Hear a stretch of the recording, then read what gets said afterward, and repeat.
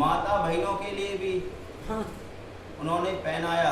पुरुषों के लिए केवल पौराणिक उन्होंने कह दिया केवल ब्राह्मण का अधिकार है, उसके अलावा किसी का अधिकार नहीं है। उन्होंने नारियों को भी इससे वर्जित कर दिया। केवल एक ऋषि दयानंद थे जिन्होंने सबके लिए इसको बताया है कि इसको सबको ही पहनने का अधिकार है और सबको इसे पहनना चाहिए। लेकिन यहाँ पर आर्य समाज के अंदर कोई पहन कर ही नहीं है, कोई पहनता ही नहीं। नहीं, इस धागे का महत्व समझना चाहिए। हाँ, 3 धागों का। चाहे स्त्री अब हो मैं चाहे आपको बताता हूँ इस धागे का महत्व क्या है।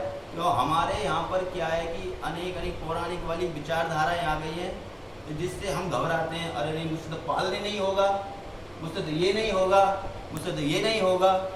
इस कारण हम घबराते हैं और पहनते नहीं हैं। हाँ। जबकि औरंगजेब के ज़माने में तो क्या था कि जब वो जनेऊ उतारता था ना, तो लोग ये चाहते थे सर कट जाए पर जनेऊ ना उतर ना पाए। उतरे। हाँ तो वो उस टाइम उस विपरीत काल में भी उस जनेऊ को इस तरह बांध लेते थे, मर जाते थे, गिर जाते थे, लेकिन जनेऊ नहीं उतारते थे। और आज हम सब तभी तो आर्यों की मानता थी। जज लोग आर्यों के सामने यही कहते थे, जो कुछ आर्य कह देगा वही सत्य। तो तभी तो सबको मानता थी। मेरा तो कहना यही है, सबको जनेऊ पहनना चाहिए। हाँ जनेऊ के ऐसे कोई विशेष नियम नहीं है जो पाल नहीं सकता हो। हर व्यक्ति जनेऊ के नियम पाल सकता है। बहुत छोटे से बहुत सिंपल से नियम है। इसके अंदर 3 धागे होते हैं। कितने धागे होते हैं? 3 धागे होते हैं। पहला धागा कहता है देव ऋण च। आपके ऊपर किसका ऋण है? देव का ऋण है। ईश्वर। देव कौन से? देव माता भी। जो देते हैं हमको, हाँ जो देने वाले हैं।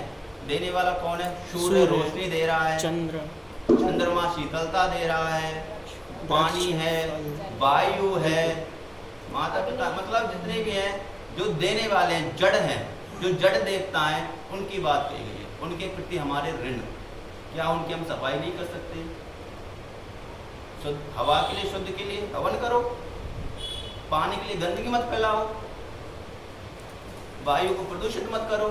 ये कोई सा बड़ा ऋण थोड़ी है, कर सकते हैं ना। इतना बड़ा ऋण थोड़ी है जिससे हम ऐसे घबराए हुए हैं। हर व्यक्ति इसका पालन कर सकता है। दूसरा धागा कहता है ऋषि ऋण च। ऋषि जो हमारे ऋषि हुए हैं, जो वेद अग्नि ऋषि से लेकर के जितने भी ऋषि हुए हैं आज तक, ब्रह्मा से उनका लेके- हमारे ऊपर क्या है? ऋण है, उपकार है। उसको भी हमें उतारना है। वो उपकार कैसा है? उन्होंने अपना अपना पूरा पूरा जीवन हमारे लिए खपा दिया, हमारी पीढ़ियों के लिए खपा दिया। क्या उनका हमारे ऊपर ऋण नहीं है? उनका भी ऋण है, उसको भी हमें उतारना चाहिए। उसका ऋण हम कैसे उतारेंगे? स्वाध्याय करके, अपने बच्चों को हम जो हम के हमारे अंदर है, उन अपने बच्चों को यहाँ पर ला करके, चलो भाई आप भी चलो हमारे साथ, छोटे छोटे बच्चों को लाओ, खुद आओ, अपने बेटे को लाओ, बहू को लाओ, उनको प्रेरित करो, ज्ञान दो। दूसरा, घर का वातावरण ऐसा बनाओ, ऐसा बनाओ। जैसा कि ऋषिवर कहते थे, तभी तो आगे आने वाली दूसरा संस्कृति ऋण- बनेगी। तो वो बनेगा तो तभी ना, जब आर्य हम समाज में लेके आएंगे, आएंगे। जब उनको ज्ञान देंगे। हाँ ये नहीं कि आप बोलो बच्चों को, 1 बार बोलोगे नहीं आएंगे, 2 बार बोलोगे, 3 बार बोलोगे, फिर वो भी सोचेगा कुछ ना कुछ विशेष तो है, चल जाकर देखता तो सही। हाँ। वो देखेगा तो सही आकर के। बिल्कुल सही। हम क्या है, हम सोचते हैं हमारा ही कल्याण हो और किसी का हो या मत हो। और जबकि हम तीसरा नियम बोलते हैं, आर्य समाज का जो तीसरा नियम है वो कहता है कि वेद को पढ़ना पढ़ाना चाहिए और सुनना सुनाना चाहिए। छठा नियम है इसमें, और छठा संसार भी है। का उपकार करना इस संसार का मुख्य मुख्य उद्देश्य उद्देश्य है, है। अर्थात शारीरिक, आत्मिक, सामाजिक उन्नति करना। अपनी तो भी हम- और दूसरों की हम भी। अपने और अपने परिवार की तो कर सकते हैं, और ज्यादा ज्यादा किसी की नहीं कर सकते हम। इतनी तो करें, इतनी तो हर व्यक्ति को करनी चाहिए। दूसरों में बुराइयां देखते हैं, अपनी नहीं देखते। आजकल वो व्यवस्था खत्म हो गई। तीसरा ऋण कहता है पितृऋण च। पितृऋण, पितृऋण कौन सा होता है? क्या जो अभी ये गई है, गणागत गए हैं, क्या ये श्राद्ध पक्ष। पितृऋण है? ये पितृऋण नहीं है।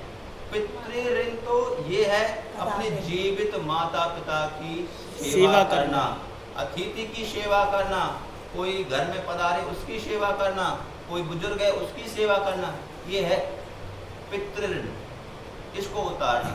क्या ये 3 ऋण इस धागे में दिए गए हैं, इस जनेऊ में दिए गए हैं, क्या हम इन तीनों को पालन नहीं कर सकते?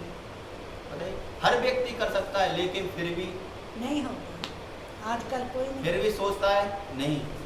मतलब उनको क्या बता दिया, पुराने पल बता दिया, नहीं आप तो इस तरह बांधोगे, ये है इसका नियम, ऐसे नहीं करोगे, ये हो जाएगा, फलाना हो जाएगा, ढेंगा हो जाएगा। ऐसा कुछ नहीं है। अगर जिसने जनेऊ नहीं पहना है उसका द्विज कहलाने लायक नहीं है।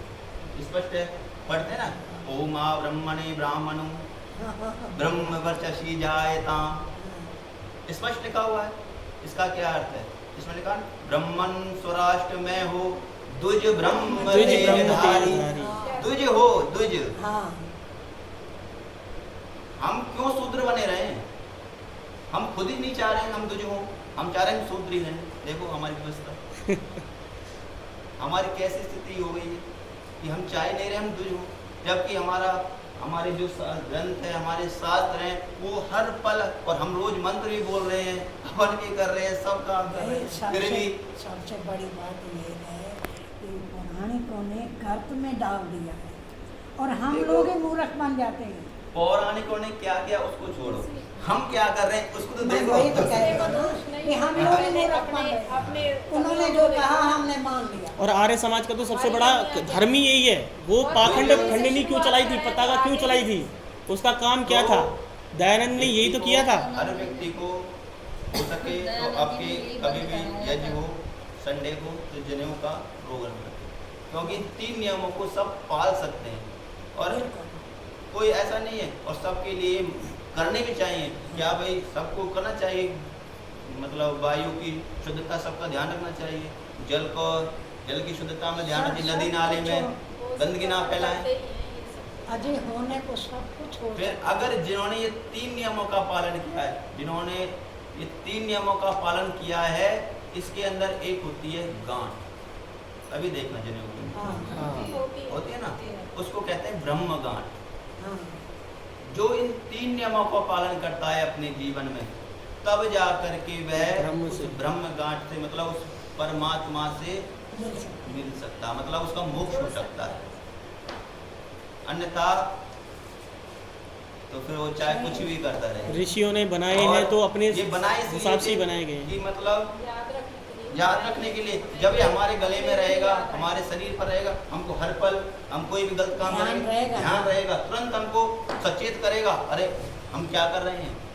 इसलिए बनाए थे, ना कि इस तरह बनाए कि नहीं तुम्हारा ये हो जाएगा वो हो जाएगा, ऐसा कुछ नहीं है।